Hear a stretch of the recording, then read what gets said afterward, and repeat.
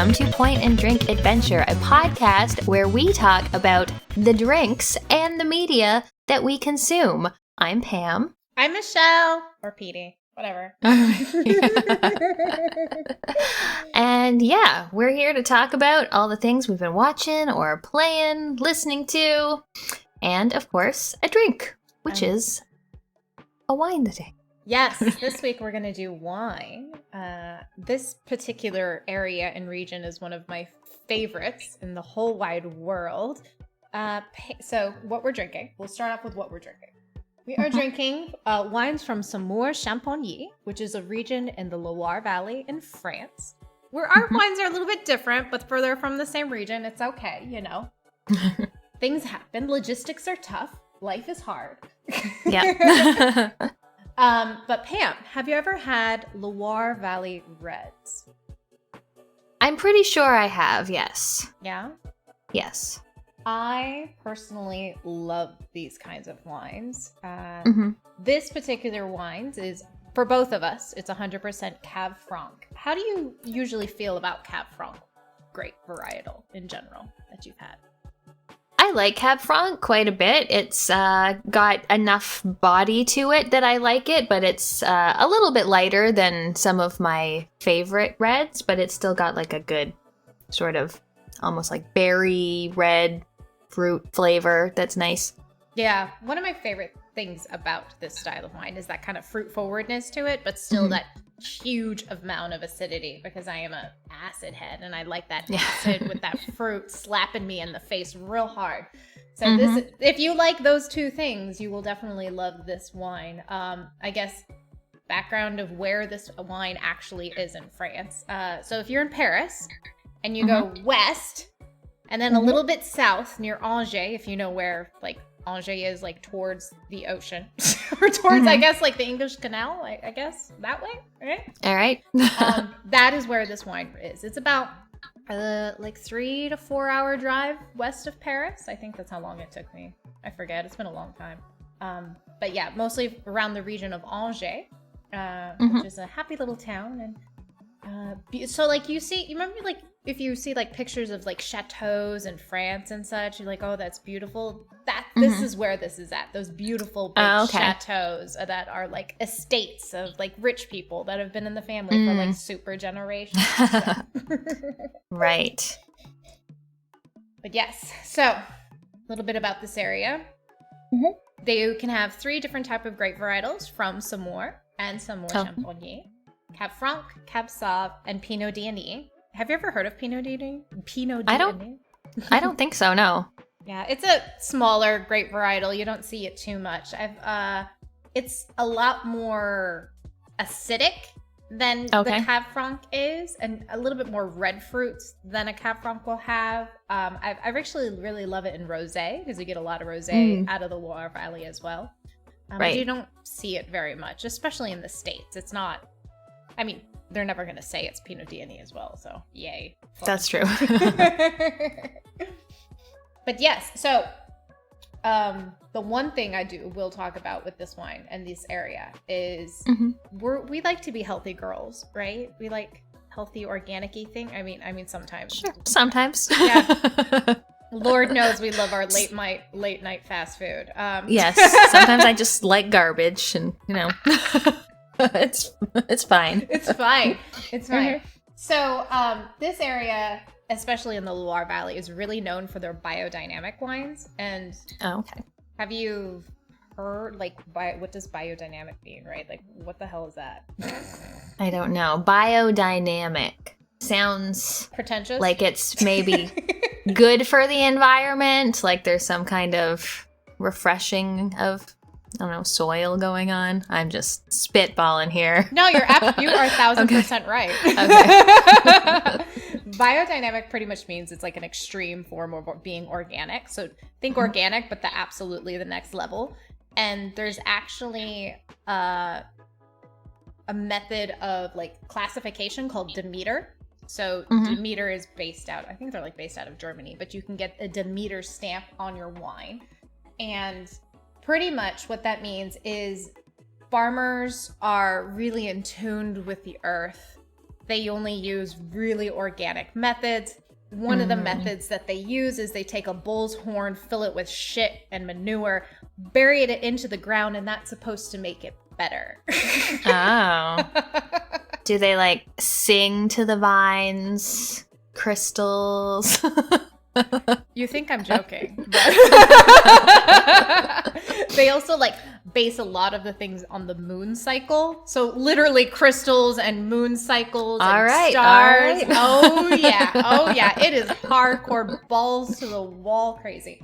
But the most amount of biodynamic as well as Demeter, probably also Demeter classification is in the Loire Valley. So if you're looking for wines that are organic and good for the earth and not sprayed with a bunch of pesticides, which is surprisingly a lot of wines, like a lot. I'm sure. Yeah. Even if it says like organic on it, it's like, no man, this shit's got some stuff in it, like But if you're looking for super healthy, clean for the body, Loire Valley. Interesting. This is a slight bit of a tangent here, but I just learned recently that not all wine is vegan. I was like, wow, what would be in wine that's from animals? But apparently, like, some of the filtration, I think, is done with animal bits, which I never knew. I just learned this recently, so I thought I'd share it with everyone else. Yes, that's surprising, right? Like, you'd never think like, oh yeah, wine is vegan. It's totally fine. No, they use egg whites a lot of times and or stomach lining for filtration and such. So yeah, it's not all wine. And if you are vegan, you kind of have to be careful of which wines you pick, because they're never really going to label them as well, especially if you're getting into the crazy middle of nowhere farms in France and Italy.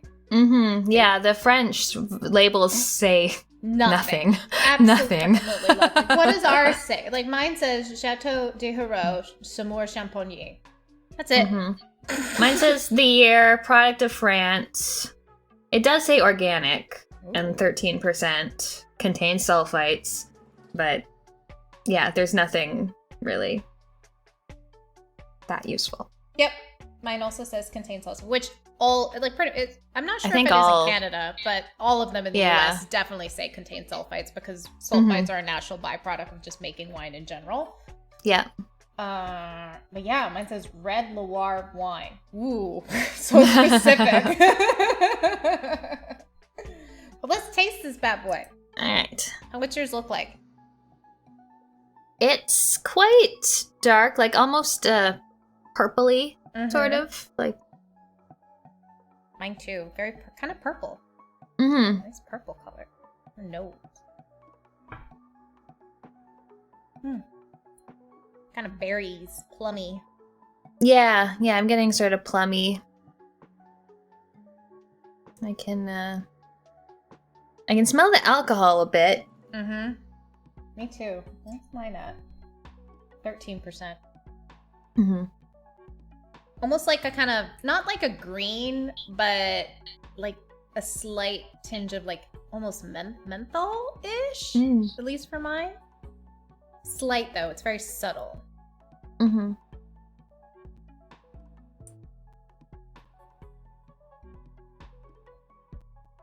Ooh, acid.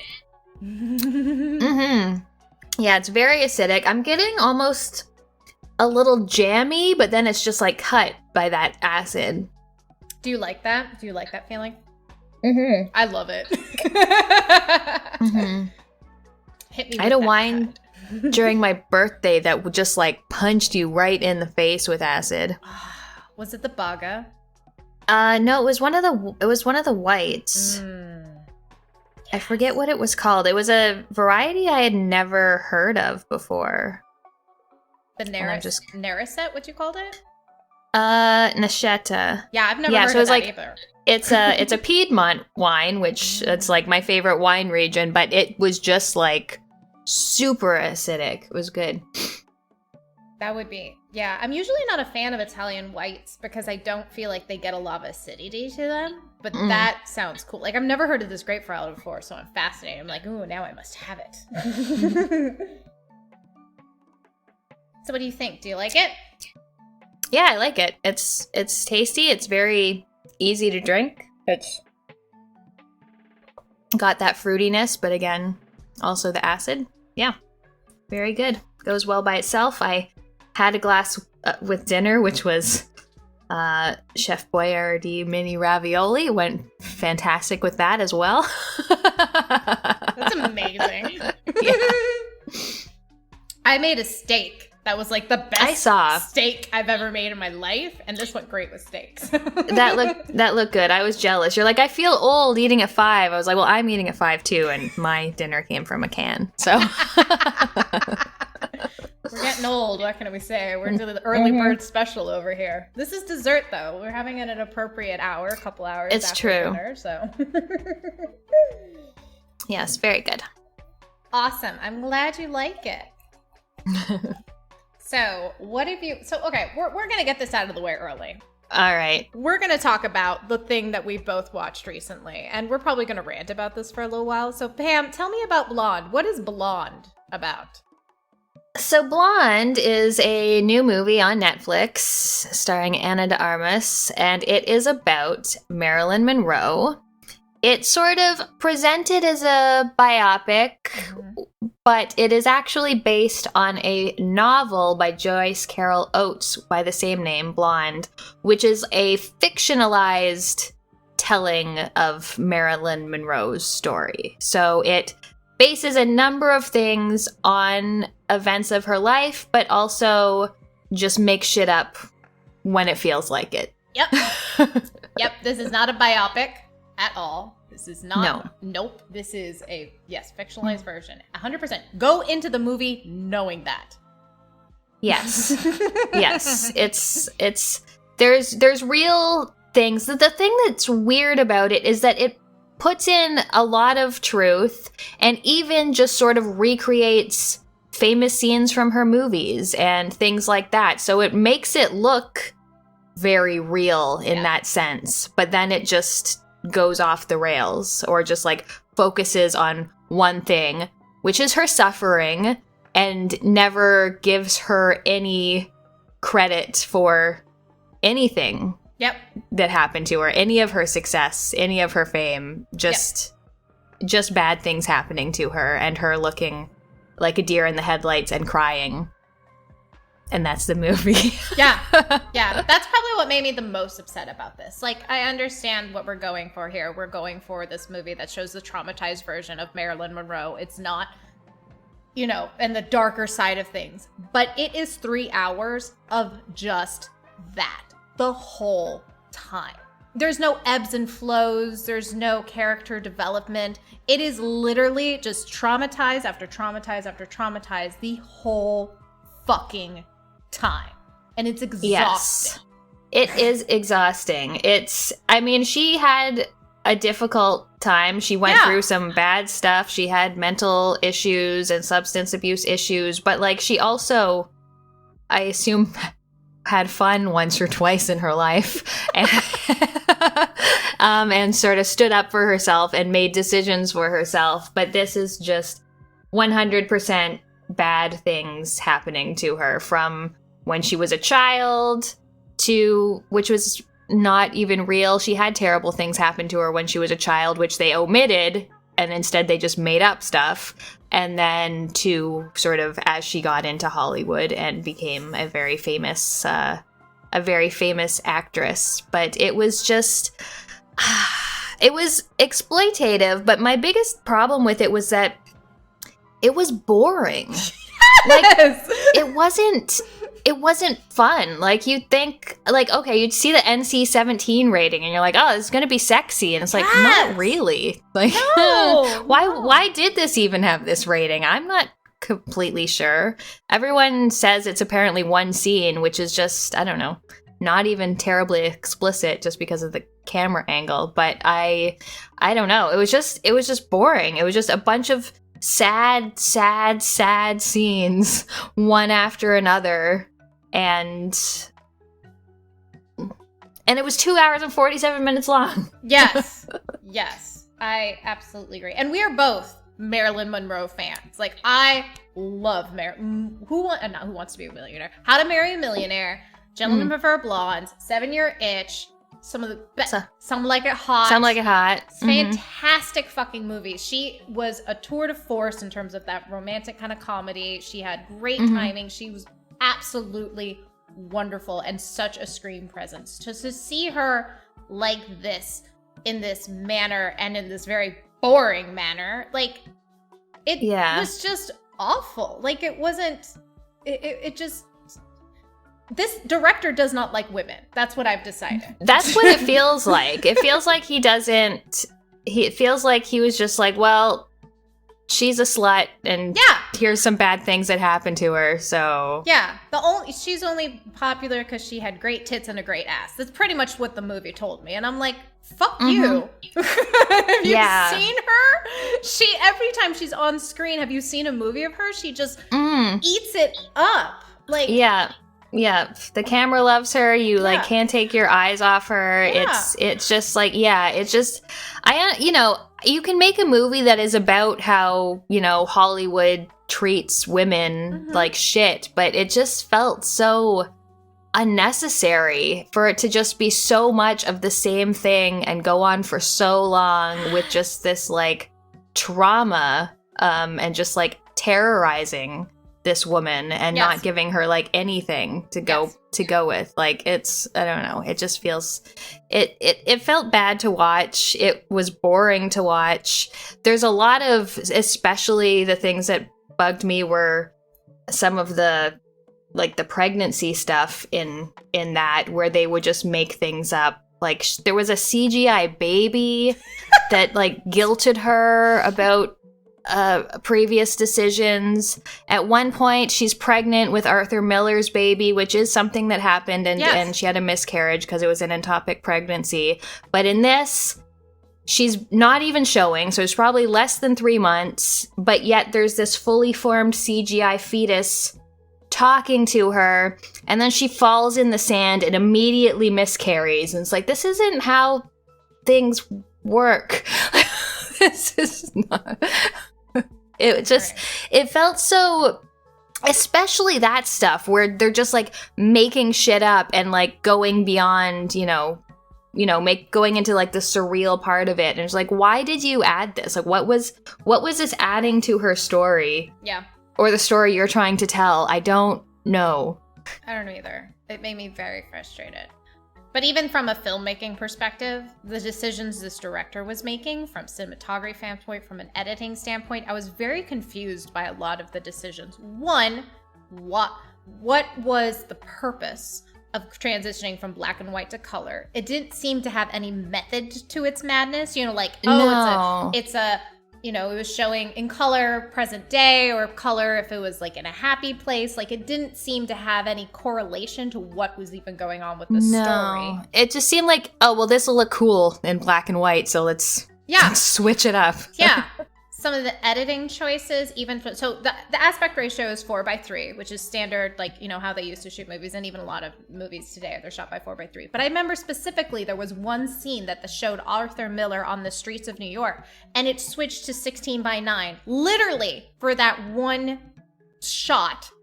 And then it went back to 4:3, and I go, the fuck? Why? Yeah. I don't understand. Yeah. It was all style over substance, for sure. 100%. Even I've seen in reviews, people do praise like the shots and the acting, but I don't even think those were that great, because the shots were just sort of haphazardly put together, and the acting was just, I don't know, again, very one note. It's like, oh wow, you can cry and look like a deer in the headlights. Like, cool. Yeah. Yeah, I agree. Some of them shots, I think there's one or two shots that I remember that having a lot of depth of field with the black and white, but they were very few and far between. And it wasn't consistent. It didn't feel like, oh, this is shot well throughout. Like, there's a lot of style. Like, it just felt like, oh, I remember one shot. They're driving in a car and they drive past like all the paparazzi, and that one's particular shot just stood out to me because there was a lot of depth of field with the black and white, which looked cool. But then again, that was it. Yeah. Yeah. It it didn't feel that cohesive. Because even I thought, like, the ones where they're doing the 7-Year Itch subway grate scene and there's, like, all the paparazzi. Mm-hmm. Like, I thought that was a cool shot. But again, it just, like, didn't really fit in with anything else in the movie. So it was just very, I don't know, again, haphazard. Like, it didn't have a cohesive style. Yeah, I agree. So we wouldn't recommend this movie, would we, Pam? No, I wouldn't recommend it. No. I just go watch one of her movies, I think. Seriously. And that would, yeah. Just watch Some Like It Hot. What's your favorite one of her movies? What's your favorite Marilyn Monroe movie? It's a toss-up between Some Like It Hot and Gentlemen Prefer Blondes. Those are two good ones. I think she's not even the main star in this movie, but I think my favorite one is How to Marry a Millionaire. Just because she plays this, like, very self-conservative woman who's, like, very scared about wearing glasses. Yeah. She's like, guys don't like women who wear glasses. I'm like, girl, look at you. I think they'll get over it. Yeah. And she plays it so well, and her timing is so well in that movie. And of course the entire cast, like Betty Grable and Lauren Bacall, who I absolutely love. So yeah. See, I really like not Gentlemen for Blondes, because I also really like Jane Russell. Like, I think she's fantastic in that too. So, and I like how they play off each other. Yes, they have such great chemistry in that movie. And the diamonds and that's our next watch party marathon. We're just gonna watch Marilyn Monroe just to cleanse ourselves of this fucking movie. Yes, for sure. The movie was bad. Yeah. Do not recommend. I've never seen anything else made by this director. I know there's The Assassination of Jesse James. It's like long. The title's longer than that, with like Brad Pitt and Casey Affleck. I think I've never seen that, even though I've always wanted to see that. But now after watching this, I'm like, do I even want to see that now? Yeah. What's his name? Andrew Dominic? Yeah. Yeah. I don't. He has not endeared himself to me. No, he's not. He's on my shit list right now, so. But what else have you been watching or doing? Well, today, actually, like, before we recorded, I watched... Okay, so this movie... I see it by two names, Sympathy for Lady Vengeance or just Lady Vengeance sometimes. So I'm not sure which one is correct. I have no idea. But it's one of those, and it is by Park Chan-wook. It's like the third movie in the Vengeance trilogy after Old Boy. So I still haven't seen the first one, which is Mr. Vengeance, or Sympathy for Mr. Vengeance? I don't know. I'm very confused. But whatever. You get the point. If you look up Lady Vengeance, if you look up either title, you will find it. So this is another revenge story. A woman goes to jail for murdering a 6-year-old child. She confesses to the murder. She goes to jail. She becomes sort of like a model prisoner. She makes all these friends in jail. And then you find out she didn't actually commit the murder. She's making all these friends, though, so that they will, like, owe her favors when she gets out, and so she can get early release, so she can get the guy who actually did the murder. So it's another revenge story, very similar to Old Boy, with someone being falsely imprisoned, but this time within the actual justice system, as opposed to just randomly in a cell. It's different in a few ways. It's less... I'm going to say it's less violent. There's less on-screen violence, and, like, there's a whole chunk of the movie where there's not really action or violence. And just sort of, like, a much slower burn, like a methodical, like, I'm going to make friends with this person, and they're going to do this for me when I get out, and then I'm going to go do this, and I'm going to find this person. So it's like a much slower burn kind of revenge story. And I really like how this director makes films that are 98% filmed in a realistic manner, but then there's like the occasional shot, like in Old Boy with like the hammer, and it goes like doo doo doo doo down to the guy's head, and like there's just like the occasional shot like that. And in this one, it's the actual killer's head on a dog body getting pulled through the snow. There's just like one scene that's like, oh, where is this coming from? But it's very effective when it's just like one or two scenes that are just like completely out of the norm from what the rest of the style of the movie is. And I really liked it. The acting was good.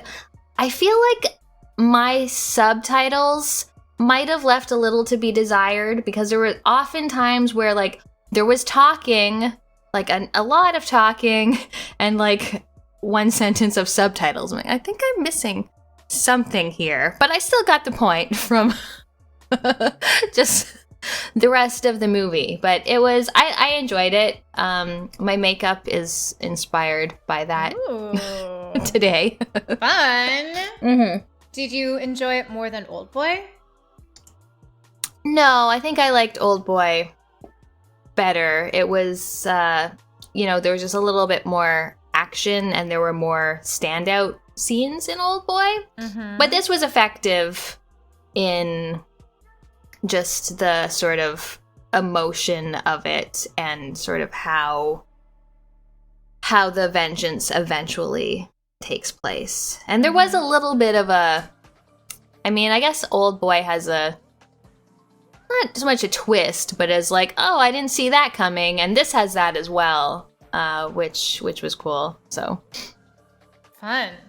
Sympathy for Lady Vengeance. Now we have to watch the first one. I'm very interested in these movies, so I want to watch the first one with you. So we have to watch that together for our next match. All right, let's do it. So what else have you watched? So I watched Pig, which is a Nicolas Cage movie that was released last year in 2021. I don't think it had a major release, but pretty much it's about this guy who lives in the middle of nowhere in Oregon, and he and his happy little pet pig just it's so cute. It's like the first 10 minutes of like the movie Up, where you have that like character building of them like, and then together. Something sad happens, and then something terrible happens. Yeah, and you go, oh my god, this pig. Oh, I love it. So they are living in the middle of nowhere in Oregon. He is a hermit to the umpteenth degree, and the pig is a truffle pig. So what truffle pigs do is they scurry around the forest and find truffles, because that's what they do.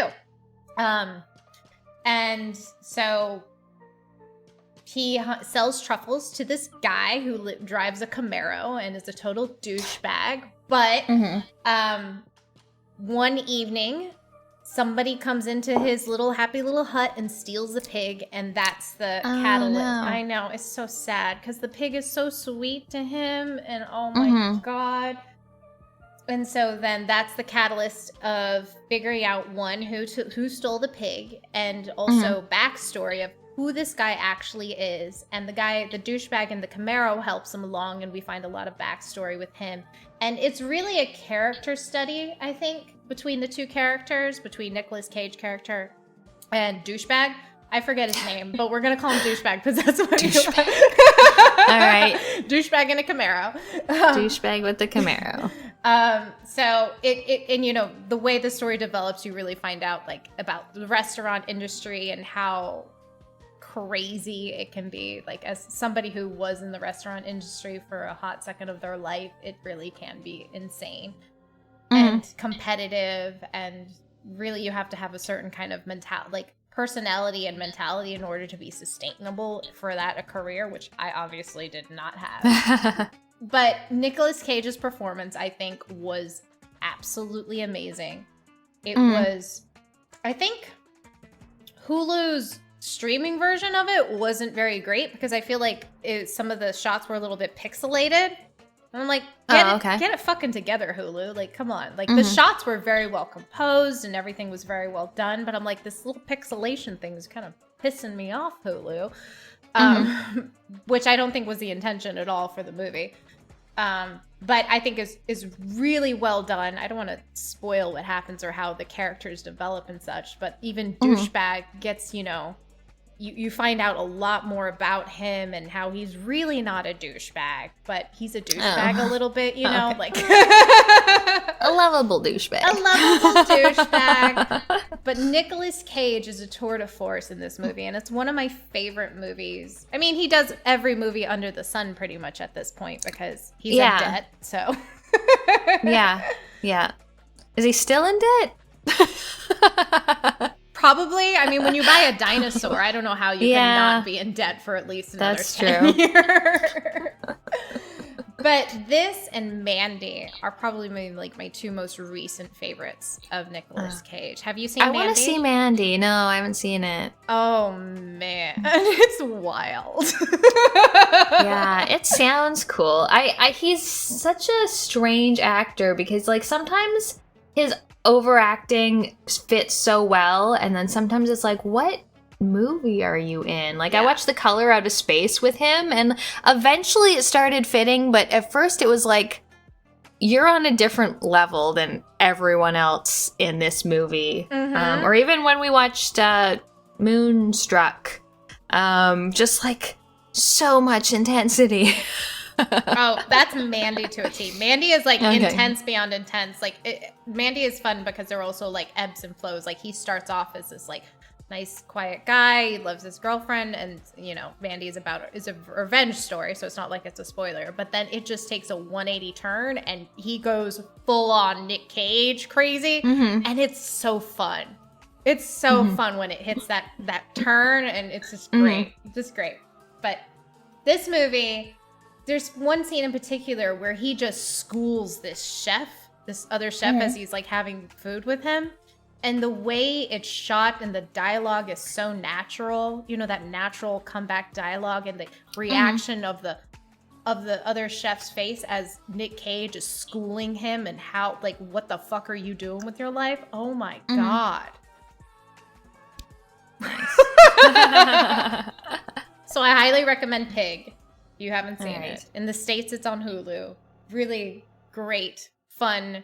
Not fun. It's not fun. Not fun. Not fun. Nick Cage is great, which is, surprising. So, but I highly recommend. But yeah. What else have you been watching? Awesome. So I watched Ladybird, which I've heard lots of good things about. It's about a teenager whose name is Christine, maybe? But she wants to go by Ladybird, so everyone has to call her Ladybird. And it's just sort of like a coming-of-age story, but there's a big focus on her relationship with her mother and sort of how tumultuous that is. And overall, I thought it was a pretty good movie. It goes over, first loves and men being garbage. Oh, which... men. And things like that. And it was interesting because I just had dinner with my mom because it was her birthday as well. And I was talking to her, and so in Ladybird, the mother and the daughter, they both have such strong personalities and are very set in their ways. They obviously really love each other, but also they're fighting most of the time. And I was telling my mom about this, and we've just had this very chill, not dramatic relationship for my entire life. So sometimes watching these kind of movies are I don't know where this is. I don't relate to this at all. I feel that. I definitely feel that. Yeah. Yeah. So, but it was a good movie. There was some very emotional bits and some very funny bits. So it was good. Yeah. I watched that movie whenever it initially came out because it was nominated for something. I used to watch a lot of Oscar nominated movies whenever they were released, whenever they announced Best Picture or Best Actress or whatever. And I forget who was nominated for what in that movie, but I remember Greta Gerwig was the director. And I like her as a director a lot. I like her movies, Greta Gerwig, Little Women recently, and my God, what's that one where she's a dancer? But I forget. It's fine. But you know, let's see, go on. Whatever. But yeah, I thought it was okay. I didn't think it was anything great, but it was okay. I kind of felt that same way. Like, I enjoyed it, but I don't know. I'm just, like, I look on Letterboxd for everything, and there's a lot of 5-star reviews, and I was like, oh, I wouldn't go that far. Like, it was a good movie. There are other coming of age movies that I've enjoyed much more, like Booksmart. That's an amazing movie. I really liked that one, which has one of the same actresses, Ladybird's best friend. She's in that. Really good in that. But Beanie, this Beanie was something. yeah. So I thought it was good. Like, I enjoyed it, but it wasn't, I don't know, mind-blowing. I think it was the first Greta Gerwig movie I've ever seen. So I think it was maybe her directorial debut, maybe. Oh, possibly. Yeah. Because she did a Little Women. Yeah, she did Little Women, which she was nominated for. And then she hasn't done very many movies, but she's acted in a bunch prior to that because her husband is, like, big director. Oh, okay. Whose name, again, escapes me. I'm just really great with names. It's fine. Yeah, I'm not very good. Whatever. It's fine. But. Right, so anything else for you for movies? I watched an embarrassing movie. So somebody in our Polykill Discord, because it was the October 1st, and it first day of the spooky month or whatever, and they posted a video of Tim Curry singing a Halloween song. And I went, why do I know that? I know that song. What is that from? So I looked it up. It's from The Worst Witch, which is a made-for-TV movie from 1986. Nice. On a good track here. Oh yes. So it's about this little girl in, we're gonna say, British. It's like kind of Harry Potter-ish, but pre-Harry Potter, obviously, because it's 1986, and this is based upon a book series written by the author in like the early 70s and such, where this little girl is in a witch academy, a school of witchcraft, and she's the worst witch in the frickin' school. Oh no. She just sucks. But like just bad at witchcraft? She's just bad at witchcraft. She can't show up to class on time. She can't do the right spells. It just sucks. Okay. But so in this movie is also Lord, what is her? So, woman from Game of Thrones, who was the old woman who schooled people. I'm really great at this. I'm gonna get her name because she was freaking awesome. Diana Rigg. Oh, okay. She was hot. And she plays the evil like headmistress who like wants to like, it's like she thinks, oh, this woman is going to fail. It's very short. It was only about like 50 minutes, so it's like, again, made for TV movie. It's supposed to be like an hour, so it's probably like closer to 45. But Tim Curry is this movie just needs more Tim Curry. Every movie needs more Tim Curry. Oh my God. He plays the Grand Wizard, and he's only in it for like, I don't know, maybe 10 minutes, and that's being generous. And he shows up towards the end to do this song and dance for Halloween night. And oh my God, this song. Just like, I'm going to put a clip of him going, "Turn into a queen. Has anybody seen my tambourine? I may start playing, picking the band. Has anybody seen my tambourine?" Okay. And all of the girls who are like 10 and 12 years old are in love. He's the only man in the movie, and everybody is in love with him. I'm like, this is real life. Like, yeah. You're all right. So amazing, Tim Curry. Like, everyone just thinks he's the hottest thing in the goddamn planet, which is true.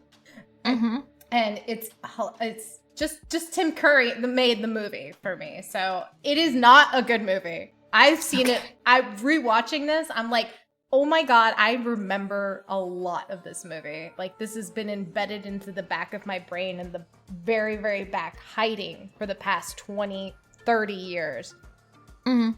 And rewatching it, it's not great. But Tim motherfucking Curry, man. Highly. I watched it on YouTube, so it's on YouTube because that's the only way you can watch it, because it's not on streaming. It's like, it's not great quality, but it's good enough. Tim fucking Curry.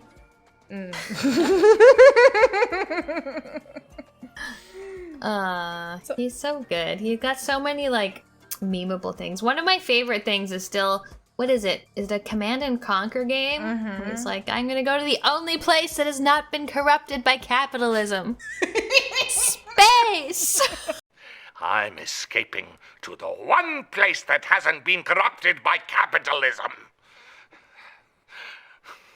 Space! Oh my god. I love him. Oh. The best YouTube compliment I've ever freaking got.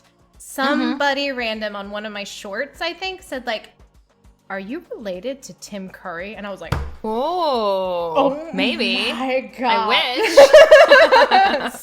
Stop. Don't compare me to, don't think I'm related to Tim Curry. Just stop making me sweat. Oh my god.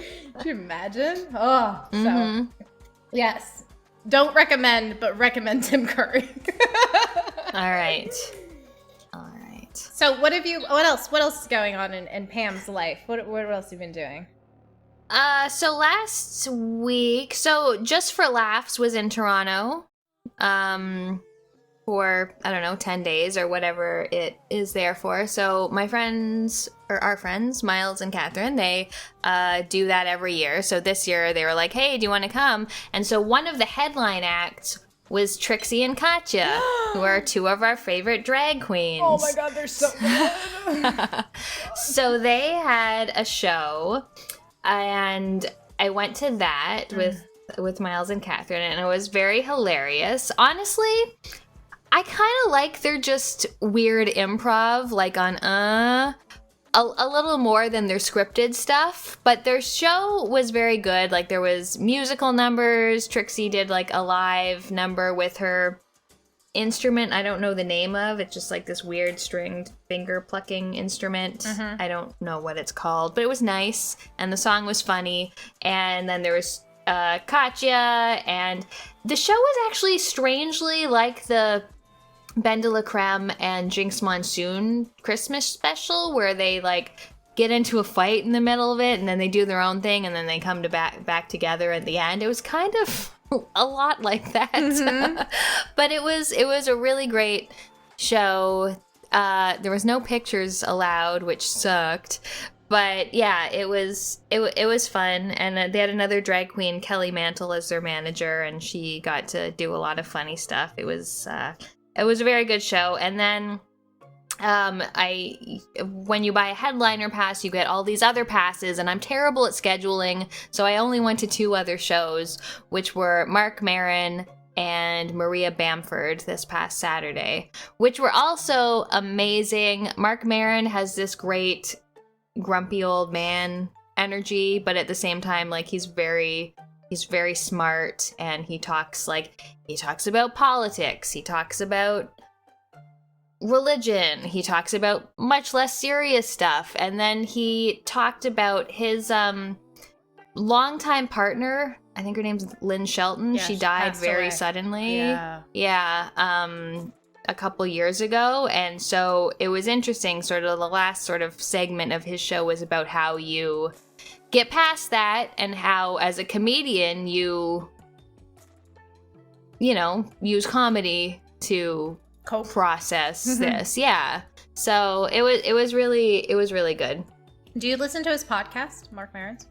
I haven't, no. I've heard it's really good, but it is. I haven't listened to it in a while, but I used to listen to it a lot more, and he talked about it a lot, the passing of her and how to cope with it, and a lot of the stuff that you're talking about, like politics and such, and just dealing with life in general. And it's in a very refreshing way, because it's very honest, but also not not in a depressing way where you just want to go in a corner and cry after listening to it, but also like, okay, that's like uplifting in a way, because you can relate to this grumpy old man.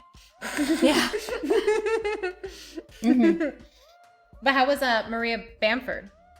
She was amazing as well. I mostly know her from Arrested Development when she was Sue Storm. But she's good. Like, she's very unhinged, which is not an act, I don't think. But she does all these voices, which I wasn't expecting her to do, and her comedy was just, it was like very real and very vulnerable, and it was also just like really funny. And I could kind of relate to her.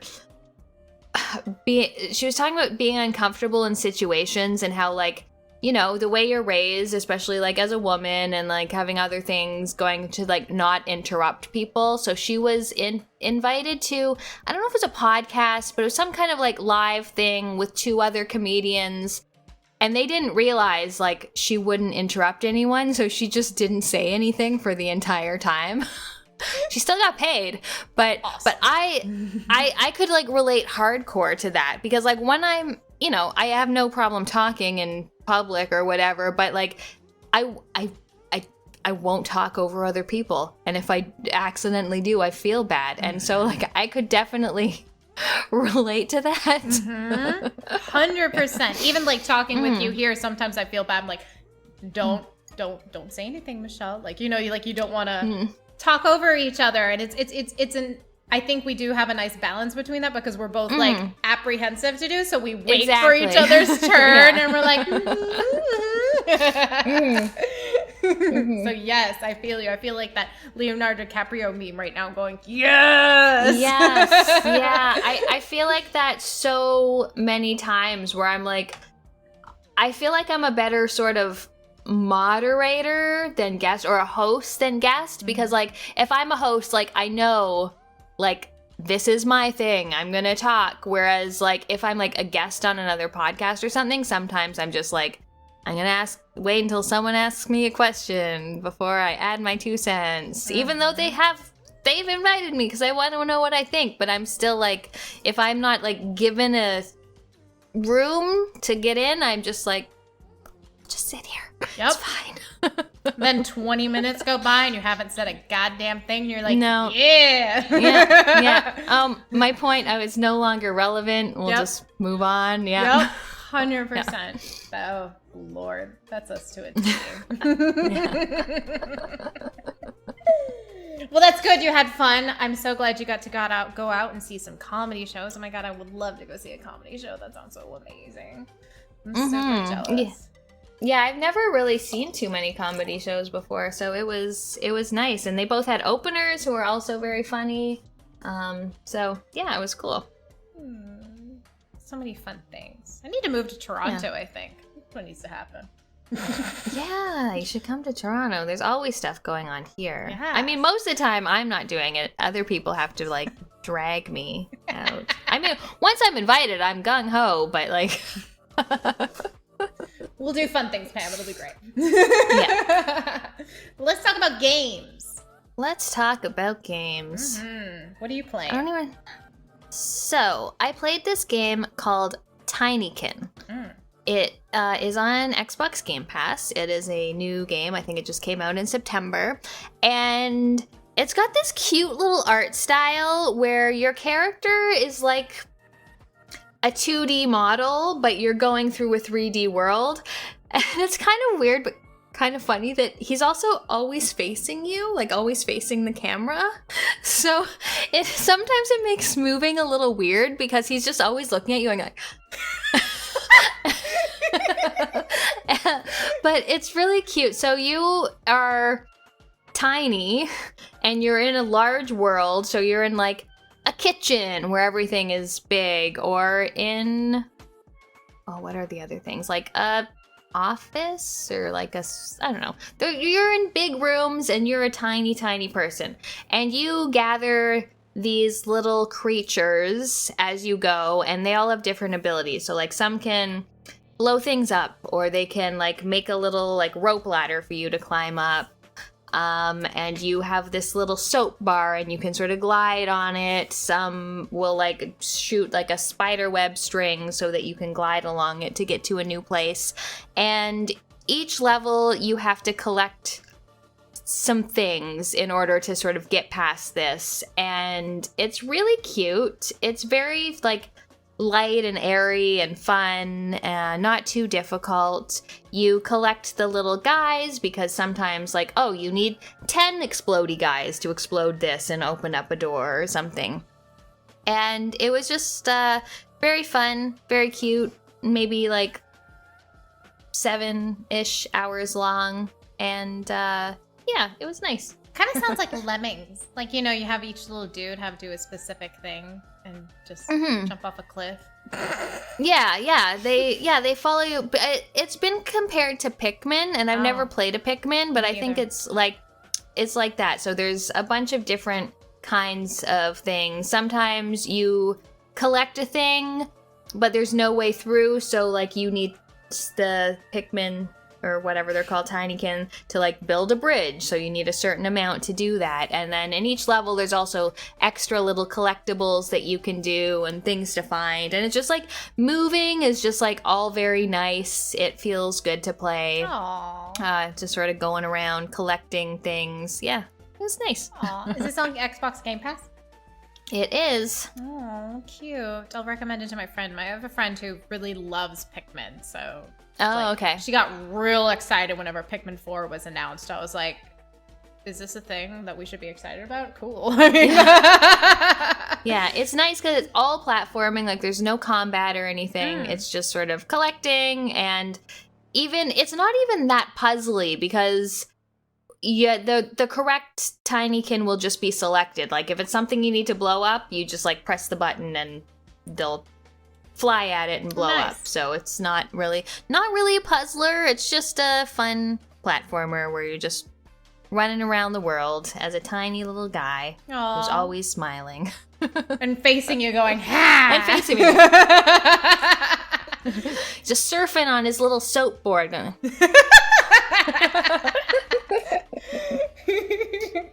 Cute. If you're not watching the YouTube video of this, you're missing out. You're missing out on some really great expressions right now. Yeah. I just have to say.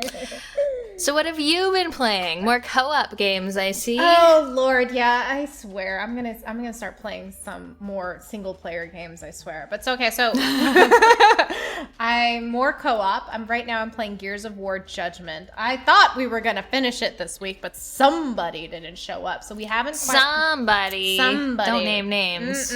So we didn't finish it, but we're like right there at the end. So I'm just gonna say my piece with this game. All right. So I have never played a Gears of War. Well, actually, that's a lie. I played Gears of War 5 with you. We played like the Horde version. We played a little Horde mode. Yeah, Horde mode with that. And then prior to this, I played Gears of War 3 with my same different group of co-opers on Tuesday nights. And I have to say, I'm not a huge fan of Gears. Story in general, like, I just don't understand the machismo of it. The men have very large necks. The men are very large. They've got really big necks, really big calves, really big feet. And I am just not it's not like... It's sci-fi, I guess, but it's not sci-fi enough, like Mass Effect cool, like interesting, you know, like think of other game I played recently, Deep Space. Deep Space, what am I thinking of? You know what I'm talking about. Dead Space. Dead Space. The wine is going to my head. I can't think. Dead Space, like that kind of interesting. Yeah. They're just bugs. They're bugs, and we have to go kill bugs. Which is fine. Space bugs. Yeah. Oh no, space bugs. We're big macho men. We have to go kill space bugs. Oh my god. I mean, it's fine. I will say though, Gears 3, I did not like the combat so much. It was very clunky. In this Gears of War Judgment, the combat felt a little bit more fluid. It felt a bit easier. The weapons felt a little bit better. Granted, I not a huge fan of the weapon system regardless. I mean, I don't like some of these names of these guns and such, so I'm just like, whatever. But the shotgun, which Michelle's a shotty girl. Since we've been playing co-op together, what's the first thing Michelle freaking picks up and wants is a shot with a shotgun. Fucking shotgun, because I can't aim. Hopefully with more than 2 shots in a clip. Please, just give me 8. At least give me 8 or 6. I'll take a 6 shoot. Yeah, 6. 6 bullet shotgun, just not 2. These 2 like sawed-off shotguns with the 2 bullet thing, just shoot me, literally. Or shoot me, whatever. Yeah, or just shoot. I will, because I'm terrible at aiming, which is why I get the shotgun. So I love the shotgun. Friendly fire should never be turned on if I'm playing. So games that have friendly fire that don't let you disable it are just mean. They are mean. Why do they want to hurt me? Why do they want me to hurt you so much? Because I will shoot you. I will shoot you. Yeah, I will. If you're between me and an enemy, fuck you're getting shot. Yeah. Tough titties. I mean, this is what was going on here. But I did like the combat a lot more. It felt a little bit more fluid, a little bit more accessible. The weapons felt a bit easier. The shotgun felt much better than the previous one. So I felt like it was a better direction. The story, I mean, I'm half-assed paying attention, but it's very similar to like Rashomon, which is a Akira Kurosawa movie where you see the perspective and you see a story in different perspectives. Oh, okay. But it didn't feel like it was repetitive, like I'm gonna get with my next game. But it was okay. I liked it. It was okay, even for a game that's about bugs. It was okay. It's okay. Okay. I mean, bugs aren't bad. Like, one of my favorite movies is Starship Troopers, which is about space bugs. Yeah, but that's a satire, and it's exactly. Peter Vanderhoven, whatever his fucking name is, so I love that fucking movie. Oh my god, I love that movie. It's such a good movie. So good. Oh man, now I want to watch Starship Troopers. Anywho, yes. So I think it's a slight recommend. It's fun, especially with other players. Would I play this by myself? Absolutely no. Okay. But I will definitely play it with a group of friends that we're just looking to shoot a thing. And it's good. It's good. I feel that way about a lot of games. Like, would I play this alone? No. Would I play it with friends? Yeah. Yeah, sure, why not? Am I paying attention to the story? No. Like our Tiny Tina's thing. We just talk over that shit the whole time. We do. I mean, I like the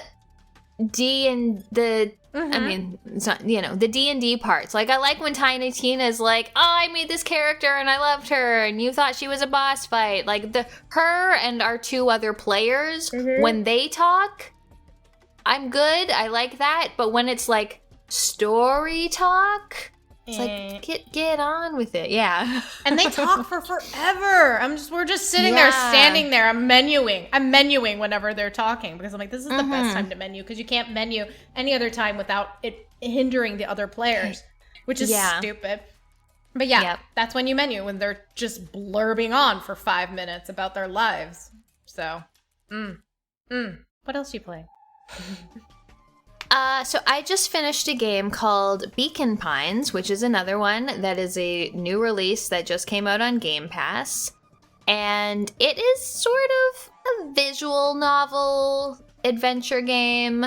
You play this cute little character in a small town. There's like the festival is about to happen and you realize like something not so kosher might be happening in town. So you sort of like investigate it with your friends. And it's cool because first of all, it's beautiful. Like the artwork is so cute. Yeah. The whole concept is like a storybook. So like you get like a page and it's like, I don't know, it's like got like unfinished edges that you're running through and the characters are just like these adorable little animal characters. There's like a cat and a bat I don't even know what your character actually is, but it's still adorable, whatever it actually is. And you go through and you find badges? I don't think they're called badges. Patches? Something. But you find like a word, like chill or angry or fight or run or shit. And then you get to like a decision point in the game and you're given a selection from the patches or badges you've collected and you say like, okay, well, I'm going to give a chill response or I'm going to give a angry response, and it like breaks off into something.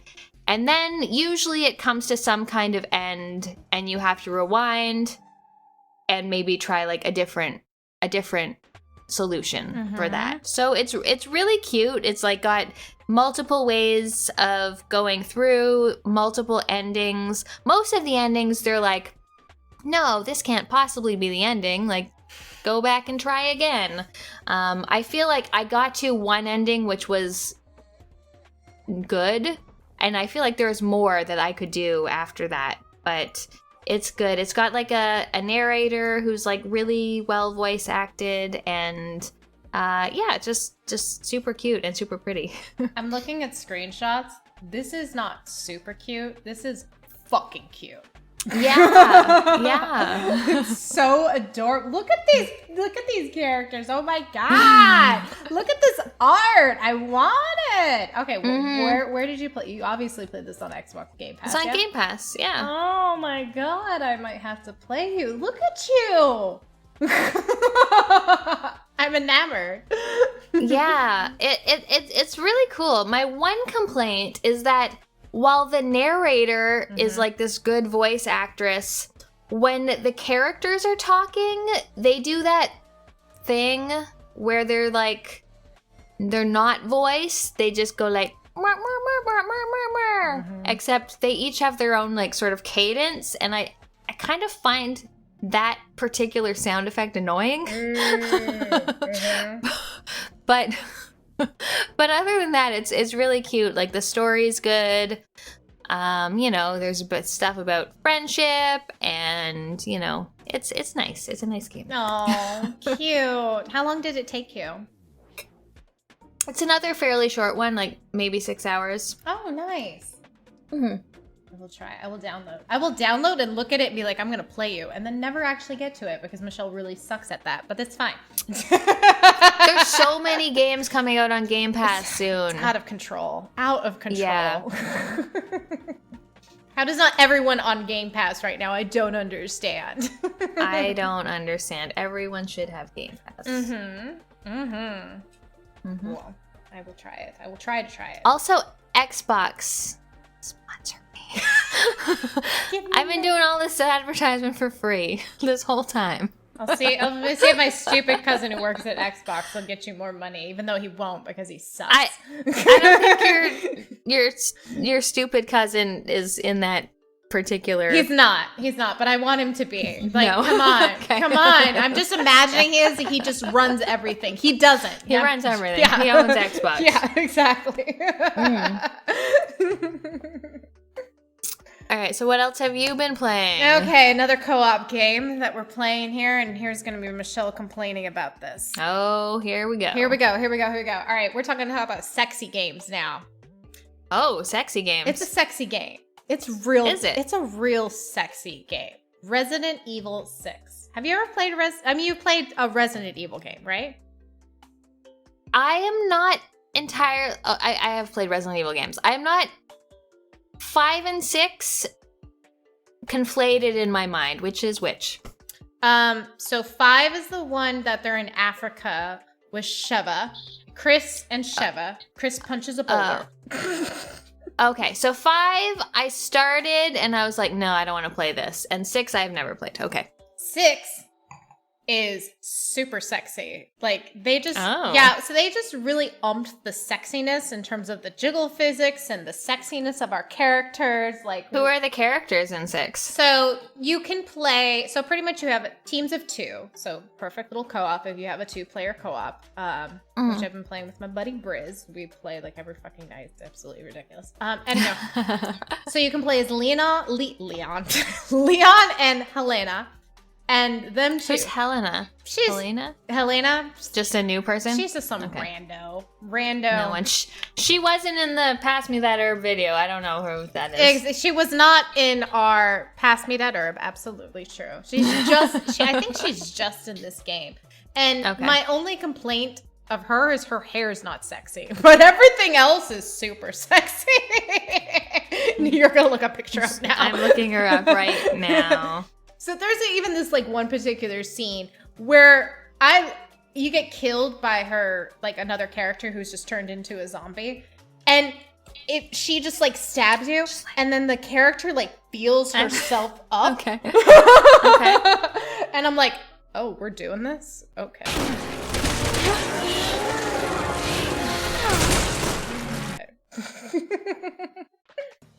Anyhow, so you have Helena and Leon, which is a story arc for that.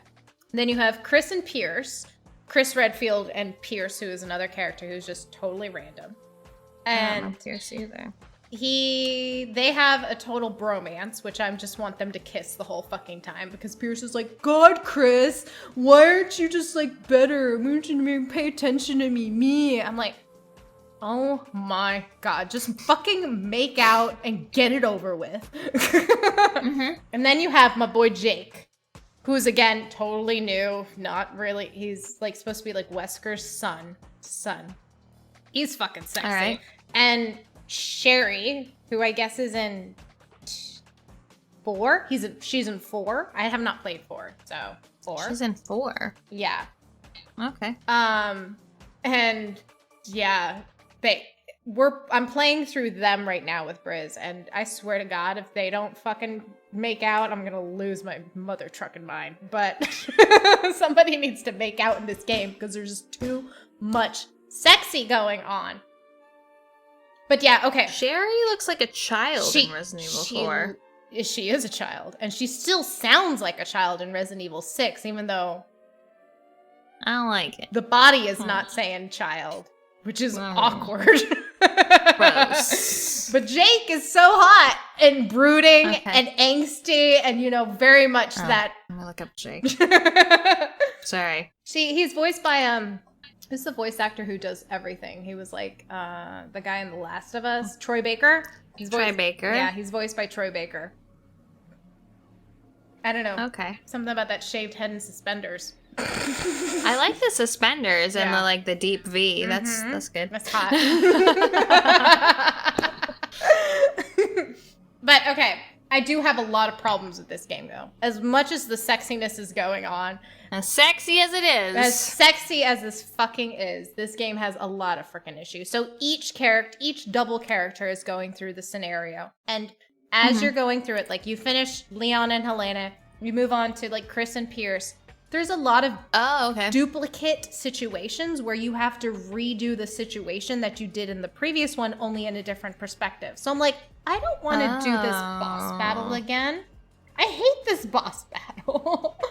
So do you have to play all 3 to like finish the co-op? I was assuming you would just like pick a duo and go through the game.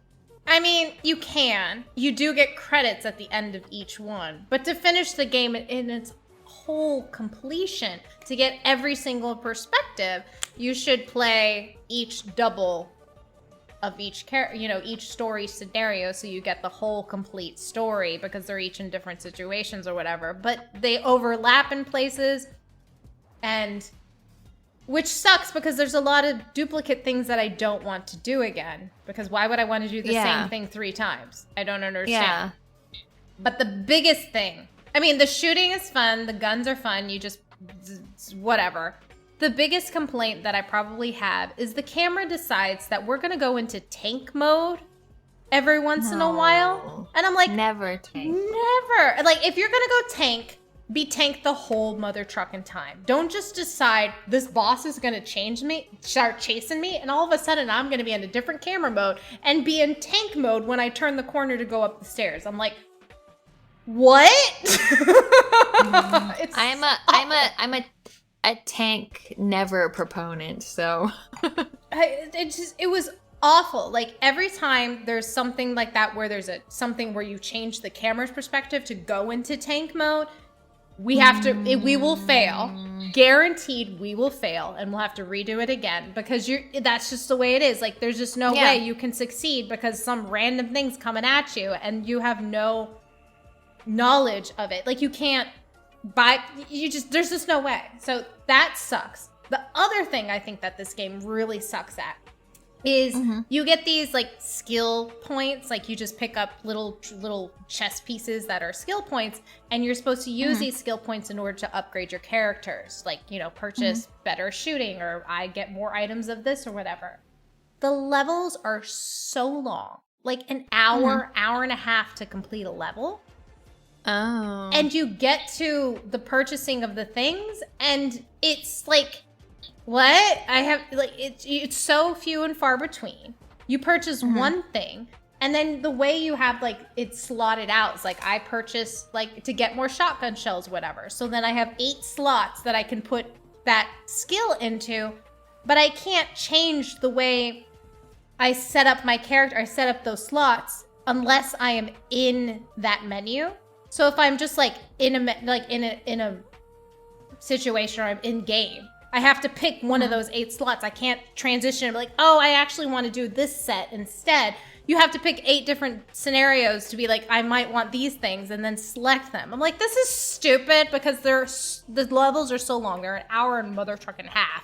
Yeah. Like, I just don't even care about skill points anymore. And I don't even feel like they're beneficial to beating a level. Like, I've never felt like this is going to make me better. This is going to really help me in upgrading my character. I just go and shoot the thing and just pray that I can get through these stupid tank controls whenever they hit me. Whenever, after a half an hour, not a half hour, like 15 minutes of going through it, dying a couple times to figure it out. So it's very, very clunky.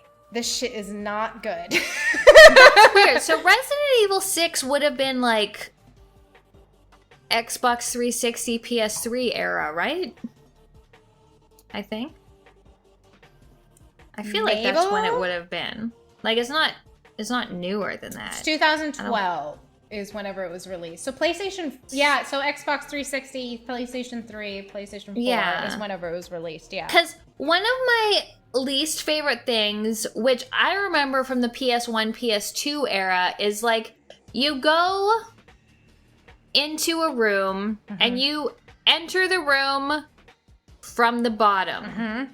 So you're ostensibly pushing up on your whatever. Yep. But then it's like, oh, actually, you've entered this room from the top. And if you never let off the up, it's fine. But if for 1 second you let off it and then you put it back on, it just like, you just fucking leave the room that you just entered. It's like, why? This game has that so much. So much you have that. I'm like, oh crap, I have to push it the other direction now. Yeah. Because I'm just running into the wall the opposite direction. Oh, I died. Yay. I guess I can't do that. Fixed camera angles is one thing, but you can't just change the direction that you enter a room. Oh, pisses me off. Oh my god, you should hear me cursing at this fucking game whenever that happens. I can imagine. I can imagine Briz just trying to calm you down. Yep. 100%. Oh my god.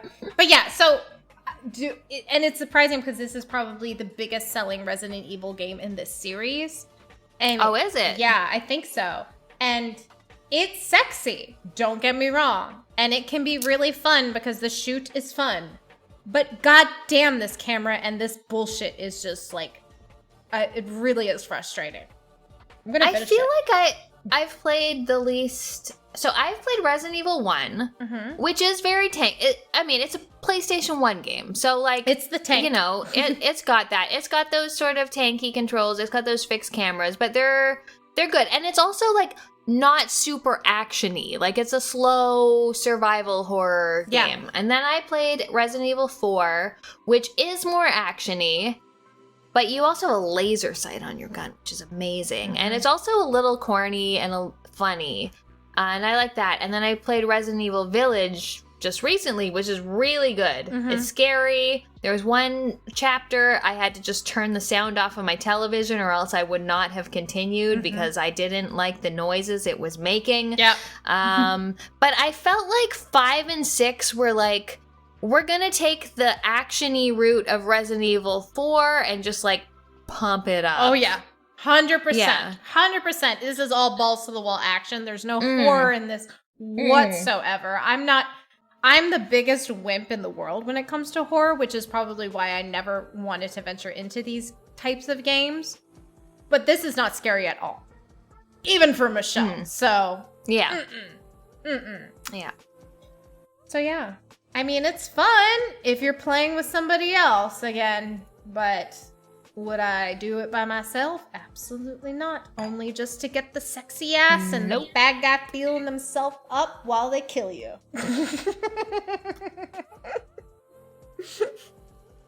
I'll show you. Okay. I'll show you a clip later. Okay, watch a clip. Okay, they're feeling themselves up as they kill you. Yeah. Well, that's okay. Yeah. As long as they're not feeling you up as they kill you, that would be weird. No, maybe. no. As they're killing, they go, yeah, this feels good on my set. Yeah. Like, okay. All right. Just bathing in the blood. I recorded it like 5 times. It was like, I'm All right, so I feel like I'm gonna leave my other thing till next time because I'm not even finished the game. So like, I can. It's Yakuza Like a Dragon. Stay tuned for more. But yeah, I'm not finished yet, so I can wait on that one since we're already running a little longer. Yeah, whatever. It's fine. Whatever. Do you have pickups? I don't have any pickups. I have something that I have ordered. It has not arrived yet. I guess next episode, hopefully. But yeah, no pickups for me this time around. I got pickups. Okay, non-video game related. I ordered the Alice in Chains Dirt 30th anniversary vinyl because who doesn't love Alice in Chains with them bones down in the hole? Ooh, I'm sorry. I hit that down in the hole, whatever. I haven't even taken it out of its plastic yet, but I was not able to pre-order they had an orange wax vinyl. I did not get that one. This is just the regular black one, but have you listened to Alice in Chains before? Do you like Alice in Chains? I'm sure I have listened to Alice in Chains. Could I name a song? No. That's okay. No. That's okay. Next one I picked up. These are all pre-ordered from our happy little friends at the fucking Square Enix, the Squeenix. I say that because they have severely disappointed me lately in terms of their vinyl situation and such. But, so I ordered the 35th anniversary of the Final Fantasy vinyl. So this is all orchestrated music from a lot of the Final Fantasies, going from 1 till 15, it looks like. What? Just everything? Not everything. Sir. No. Okay, I'm sorry. I'm just looking at my fucking audio thing where okay, that was loud.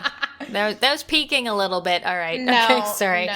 You're fine. Not everything. Just like select songs, like a song or two from each game, pretty much. Oh, well, that's cool. Still. Mm-hmm. So yeah, and it's all orchestrated compilation. So there are three discs, and they're not fun wax. They're all just black and boring. Per Squeenix, but yeah, so I was really excited about that because I love Final Fantasy. I love the art. The Amano art is freaking fantastic on this cover. So it's beautiful display item, and I'm really excited. I was listening to it a little bit earlier. It's really well done. Really nice. It's beautiful. It's very pretty. Mm-hmm. Okay, so just a little. For next time, I have a bootleg coming from a series, an IP I just can't say no to. Mm-hmm. which is That's all I'll say. oh, I don't say no. damn. I can tell you.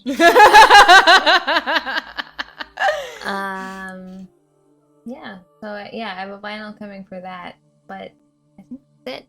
I got this Felix the Cat T-shirt for my birthday.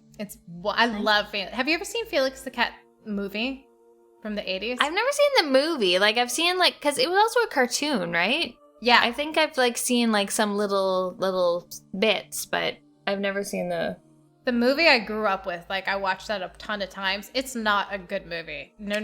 Like no. Child Michelle was real stupid, but I watched that a ton. I don't know why. I watched a lot of dumb shit when I was a kid. Every kid watches dumb shit. But we should watch it since you love Felix the Cat so much. It's on YouTube because it's not available on anything else, of course. But we should watch it because it's Felix the Cat, Why not? Yeah. I can watch it. Yeah. So because I got this T-shirt and I also got, it's not here, but I also got the Nintendo Power with Felix on the cover. Yay! Yeah. So I got 2 Felix birthday presents. That's the one, I think that's from 1992, maybe? Here, I'll grab it. Go grab it. On the coffee table. Yay! Yes, it's from September volume 40. I don't know what year that means though. But it's Felix, and it's got a little Sydney feather on it. Oh, cute! I love it. Mm-hmm. Beautiful. I love Nintendo Power. Some of their covers. So does that have the poster in it? Does it have a poster in it? I haven't opened. It's sealed. Ooh. Okay, I'll open it. Yeah, open it. Let's do this. Super good condition. There's only one way to join. All right. Is there a poster? Every Nintendo Power typically came with a poster in them. And it should it's like a fold-out poster. I don't know, this big? How big this? Oh, okay. That's it. Spider-Man. Yep. Random poster. They always come up with it. Sometimes you get Final Fantasy or whatever. Yay! Look how good that is. God. I love Nintendo Power. It was a cool magazine. Before the internet, when it was good for, finding out how to beat video games. Yes, absolutely. Well, my last one is my complainy one. All right, so also from Squeenix, I got the Final Fantasy IX vinyl. So my biggest complaint about this is the vinyl itself. This is the vinyl. It's got pictures. Picture discs are They're fine. I would rather honestly prefer a wax of it, like a beautiful wax, whatever. But my biggest complaint from Squeenix is because they did the picture, it's in this plasticky shit.